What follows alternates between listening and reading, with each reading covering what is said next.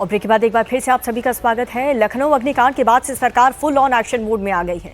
पूरे उत्तर प्रदेश में अभियान चलाए जा रहे हैं, कोचिंग संस्थाओं को वार्निंग दी जा रही है और वहीं सीएम योगी आदित्यनाथ ने यह क्लियर कर दिया है, साफ शब्दों में कह दिया है कि फायर सेफ्टी मानकों से कोई भी समझौता नहीं होगा।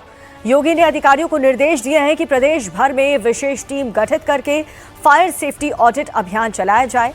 और वहीं इस पूरे मामले में गिरफ्तार 4 आरोपियों को देर रात कोर्ट में पेश किया गया।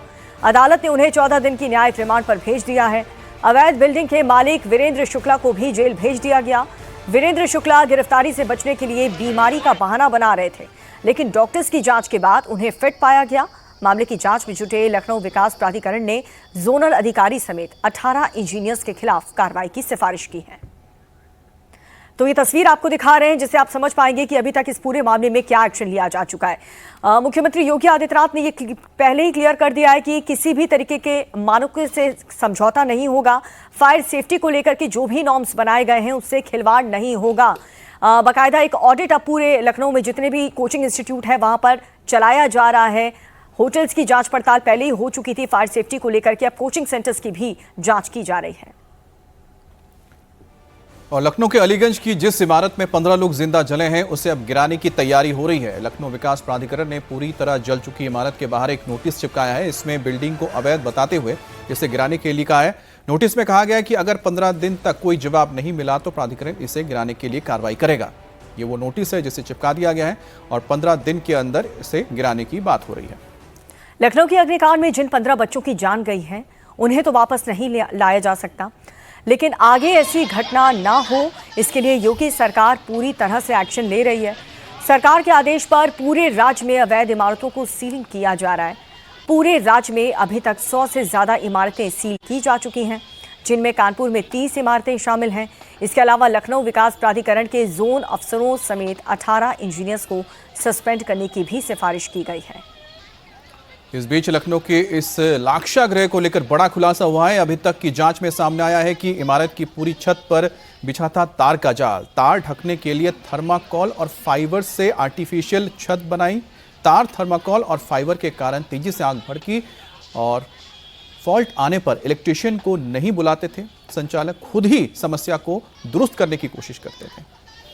तो ये तस्वीरें आप देख रहे हैं। अब जो आग लगी है इसके पीछे एक बड़ी वजह यह भी बताई जा रही है कि पहले तो यहाँ पर फायर फाइटिंग को लेकर सुरक्षा मानकों का पालन नहीं किया गया और छत पर जो तार लगे होते हैं उसका जाल बिछा हुआ था, उसके ऊपर थर्माकोल से एक फॉल्स सीलिंग बनाई गई थी या रूफ बनाया गया था।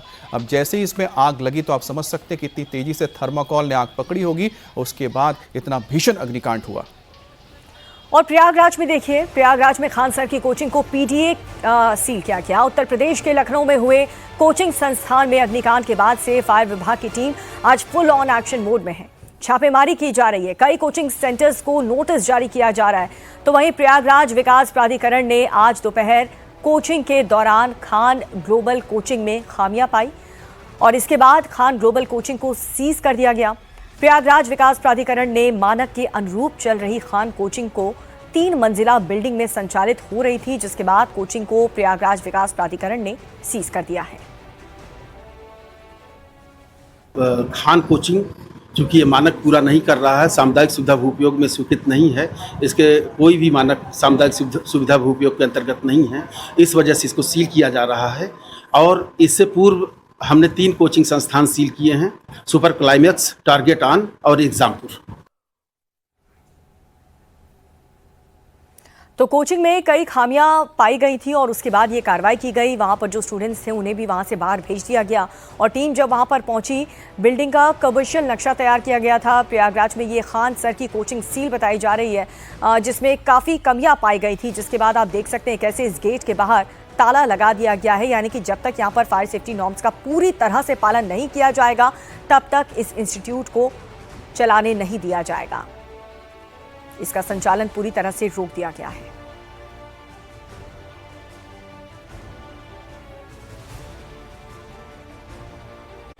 लखनऊ अग्निकांड पर जमकर सियासत भी हो रही है। अखिलेश ने एसआईटी बनाने पर सवाल उठाया है। उन्होंने पूछा है कि योगी से पूछना चाहिए कि उन्होंने 10 साल में एक्शन क्यों नहीं लिया। 10 साल से देखा है एसआईटी बनाने का काम, हर घटना में एसआईटी बनती है।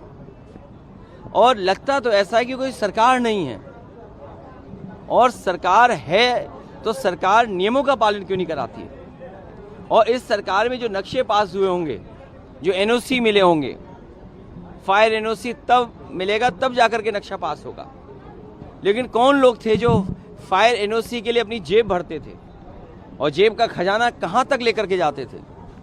लगता तो ये कि 10 साल से कोई सरकार ही नहीं थी, और जब भ्रष्टाचार हावी हो जाएगा मानकों पर तो क्या फैसला होगा।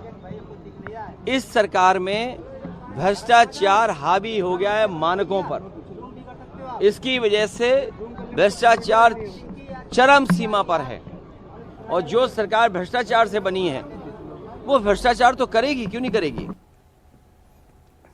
और हमारे सहयोगी विशाल प्रताप सिंह हमारे साथ जुड़ गए हैं। विशाल, इस वक्त आप कहां पर मौजूद है, क्या हो रहा है यहाँ पर अभी?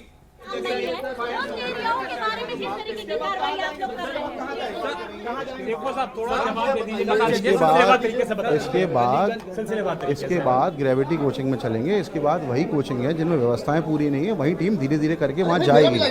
अलीगंज में क्या खामियां रह गई थी वो बता दीजिए एक बार। अलीगंज में एग्जिट प्रॉपर नहीं थे, जो स्टेयर केस थी वो जो स्टेयर केस जो थी वो उस पे एसी के आउटडोर यूनिट लगे हुए थे और ऊपर से दरवाजा बंद किया हुआ था। आप लोगों की वहाँ पे किसी भी तरीके से एनओसी वाली बात नहीं थी? नहीं, कुछ भी नहीं थी।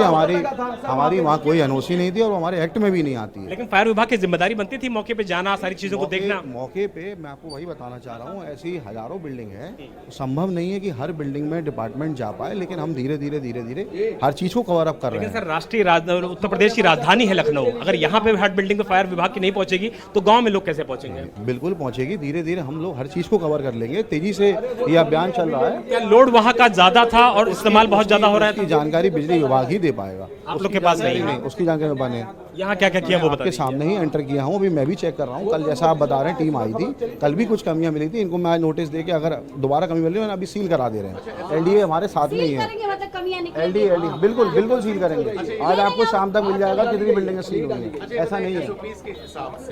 क्या मानक होने चाहिए वो हर बिल्डिंग के कवर्ड एरिया और हाइट के हिसाब से अलग अलग मानक हैं और वही हम उन मानकों को चेक कर रहे हैं और ये अभियान कंटिन्यूअसली चलता है। विशाल, आपको हमारी आवाज मिल रही है? उसके साथ साथ हम लोगों को जागरूक भी करते हैं, मॉक ड्रिल भी कराते हैं। जी, मुझे आपकी आवाज आ रही है। जी बताइए। बिल्कुल विशाल, आप कहां पर हैं? क्योंकि हमें जितना समझ में है आपके साथ फायर ऑफिसर हैं जो बता रहे हैं कि शायद वो किसी एक कोचिंग सेंटर पहुंचे और यहां पर उनको कुछ मानकों में चीजें पूरी नहीं मिली हैं और इसी वजह से शायद सीलिंग हो सकती है। अब जरा विस्तार से बताइए कि क्या हो रहा है, क्या चल रहा है। हमें देखिए, इस समय हम लखनऊ के हजरतगंज इलाके में मौजूद हैं और एक प्राइवेट कोचिंग में लखनऊ के जो सीएफए हैं अंकुश मित्तल वो पहुंचे हुए हैं पूरी जानकारियों के साथ। और इस समय आप देखिए कि फायर विभाग की जो टीम है वो यहाँ पर जो इंतजाम है उन इंतजामों को चेक कर रही है, इंतजामों से बातचीत कर रहे हैं अंकुश मित्तल। हाँ, कंट्रोल हो जाएगा। कई बार किसी लोगों को एक्सटिंग्विशर चलाना नहीं, ये होज़ चलानी नहीं आती या हाइड्रेंट चलाना नहीं आता, तो हम अगर लाइट कटने के बाद हम पानी भी डाल सकते हैं और बालू डाल के भी आग को काफी हद तक कंट्रोल किया जा सकता है। लोड के कारण एमसीबी वगैरह जलने लगती है तो हम पहले बिजली कट ऑफ करने के बाद पानी और बालू में इस्तेमाल करेंगे। तो देख रहा है, आप ये बताइए इसके अलावा हम अभी वहाँ भी जा रहे हैं। आज पूरे दिन यही अभियान चलेगा। पॉइंट ये कि जब घटना हो गई है, इतने लोग की मौत हो गई, क्या अगर डिपार्टमेंट पहले इस तरह की कार्रवाई करता? पहले भी कार्रवाई चल रही है, लेकिन मैं आपसे वही बार बार कह रहा हूँ कि हर बिल्डिंग में पहुँच पाना संभव नहीं होता है। हम लोग कार्रवाई कंटिन्यूसली चलती ही रहती है, पूरे साल एक कार्रवाई चलती है। एक मुद्दा ये बड़ा है बताने की कि यहाँ कोई बिल्डिंग अगर इलीगल चल रही है, लोग तो आपके जाते होंगे, लोग हमारे पास कोई कंप्लेंट आती है तब जाते हैं। वो एक्ट में हमारी नहीं आती है बिल्डिंग, एक्ट में बिल्डिंग नहीं आती है, 15 बच्चों की जान जाती है, जिम्मेदारी तो बनती है ना सर। बिल्कुल हम लोग कंटिन्यूसली बता रहा हूँ मैं आपको, हम लोग चेक कर रहे हैं और हमें आप चेक करने दें तो हम प्लीज चेक करें। 3 जून के बाद अगर जो पूरी ड्राइव है वो सही से चली होती तो बच्चों की जान बचती ना। हमने वो आग के बाद होटलों की मेन स्पेशली रूप से ड्राइव चलाई थी और भी बिल्डिंगों की चलाई थी, लेकिन होटलों की मेन ड्राइव चलाई थी। कम से कम 200 से ज़्यादा होटलों को चेक किया। 40 होटलों को हमने बिजली काटने के नोटिस भी दिए हैं जो ऑलरेडी बिजली डिपार्टमेंट में हम लोगों ने भेज चुके हैं और कईयों के नोटिस, कईयों के कारण बताओ नोटिस भी जारी कर दिए हैं। बिजली विभाग की गलती है कि नहीं है? बिजली विभाग की गलती है कि नहीं है? अगर आप फायर डिपार्टमेंट बता रहे हैं कि एनओसी जरूरत नहीं थी, फायर विभाग की गलती नहीं थी आप बोल रहे हैं, बिजली विभाग की गलती थी कि नहीं थी? लोड के संबंध नहीं किया गया, मुझे आइडिया नहीं है। कि उस पर कितना लोड था और एक्चुअल में कितना लोड चल रहा था। प्रथम दृष्टया आग कैसे लगी थी वो बताइए। प्रथम दृष्टया आग कैसे लगी थी? प्रथम दृष्टया जिम्मेदारी किसकी थी? हाँ, प्रथम दृष्टया शॉर्टकट रहा होगा। सिस्टम की लापरवाही फर्स्ट फ्लोर पे, ग्राउंड फ्लोर पे, सेकंड फ्लोर पे किस पे आग लगी? फायर एनओसी नहीं दी गई थी। नहीं, क्या मांगी थी उन्होंने? क्या फायर एनओसी मांगी थी उन्होंने? वो ना उन्होंने एनओसी मांगी गई, ना हमने एनओसी दी, ना ही उस बिल्डिंग में अनिवार्यता थी। आग लगी कैसे? आग लगी कैसे ये बताइए। चल रहा था। चलिए मैं चेक कर लूँ। आप बताइए आग लगी कैसे? आग लगी कैसे? आपके नाक के नीचे इतना बड़ा हादसा हो गया, इतनी बड़ी बिल्डिंग, लगातार उसमें इतने बच्चों की मौत। Ground floor, first floor, second floor, आग कहाँ से लगी? आग फर्स्ट फ्लोर पे संभवतः पेट शॉप में जो फ्रीजर था या तो उसमें लगी थी, या जो सीढ़ियाँ जो बनी हुई थी, सीढ़ियों में जो एसी कंप्रेसर थे उसमें ब्लास्ट होने की वजह से किसी कारण से वहाँ से आग भड़की थी, और भड़कते हुए आग तो बच गई थी लेकिन धुआं बहुत ज़्यादा था। पर जो लॉक्स वगैरह थे वो ऑटोमेटिक थे, वो उसी से जाम हो गए। बायोमेट्रिक लॉक थे, बायोमेट्रिक लॉक थे।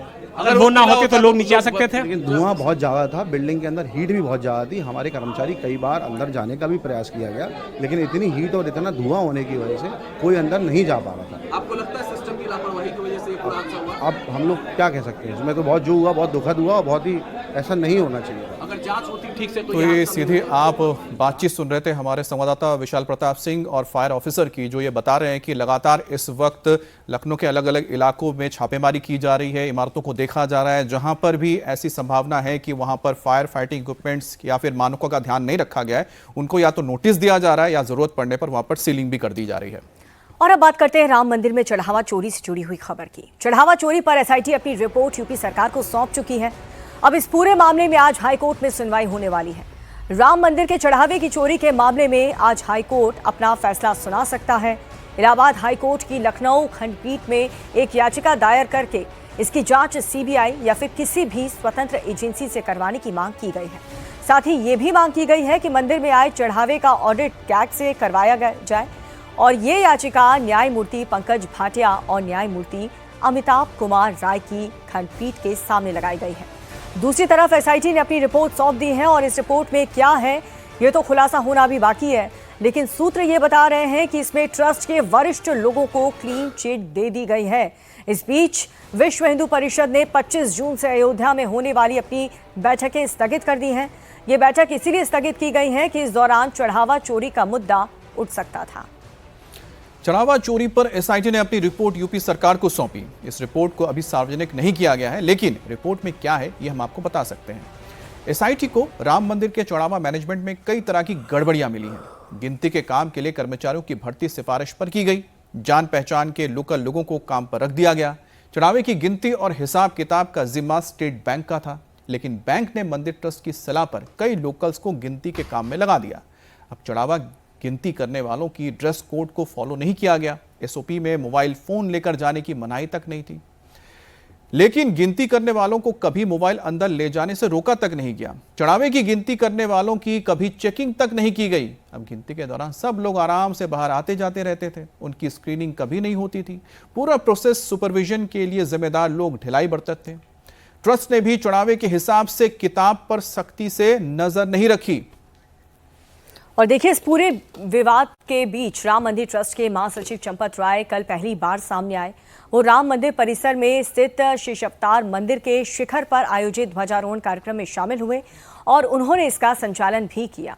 प्रोग्राम में चंपत राय ने शेष अवतार के बारे में जानकारी दी, उनके पौराणिक महत्व की चर्चा की, लेकिन चढ़ावे के विवाद पर चंपत राय या फिर किसी भी दूसरे से कुछ भी नहीं कहा।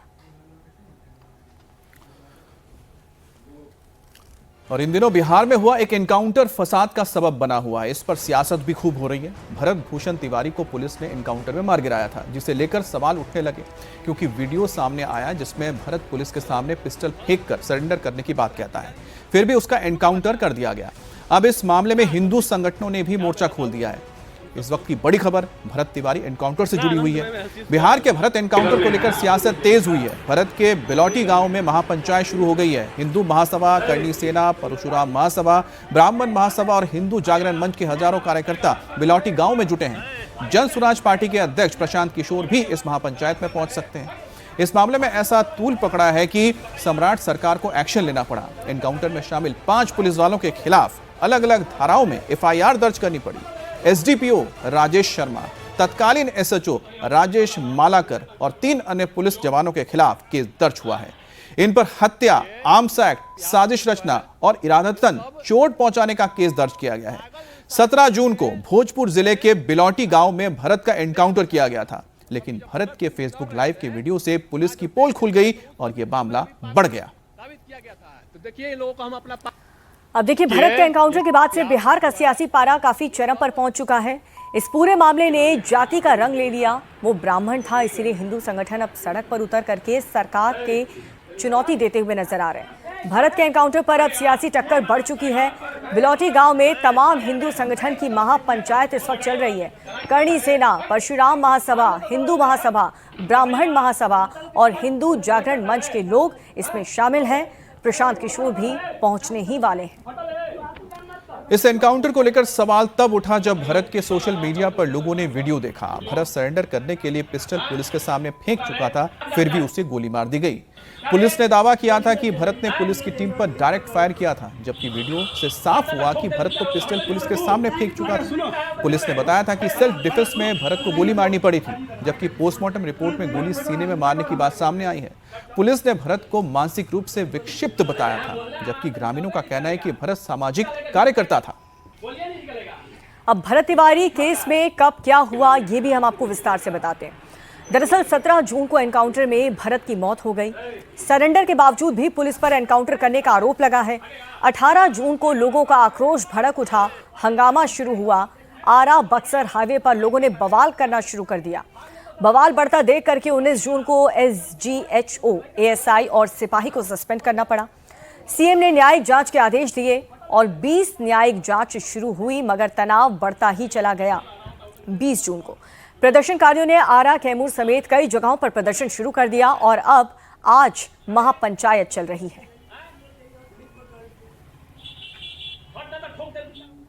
और अब बड़ी खबर पटना से आ रही है। तेज प्रताप के घर पर चोरी मामले में तेज प्रताप यादव ने अपने ही पीए मोतीलाल पर एफआईआर दर्ज कराई है। तेज प्रताप ने अपने पीए मोतीलाल पर 20 लाख कैश, 2 तोला सोना, आईफोन चोरी करने का आरोप लगाया। पुलिस केस दर्ज करने के बाद मोतीलाल के घर पहुंची, जिसके बाद बड़ा बखेड़ा खड़ा हो गया। तेज प्रताप का दावा यह है कि आधी रात उनका पीए मोतीलाल बाउंड्री फांदकर फरार हो गया, जिसके बाद तेज प्रताप ने एफआईआर दर्ज करवाई। पुलिस मोतीलाल के घर पहुंची और घर में सभी मौजूद लोगों का मोबाइल अपने कब्जे में ले लिया।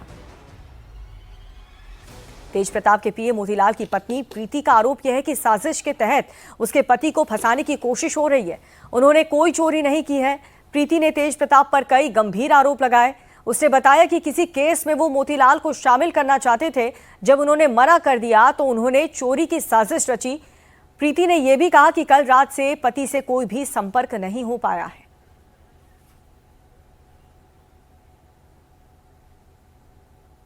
कि ये सब चीज, जो भी चीज है, ये सब चीज खत्म कर दे।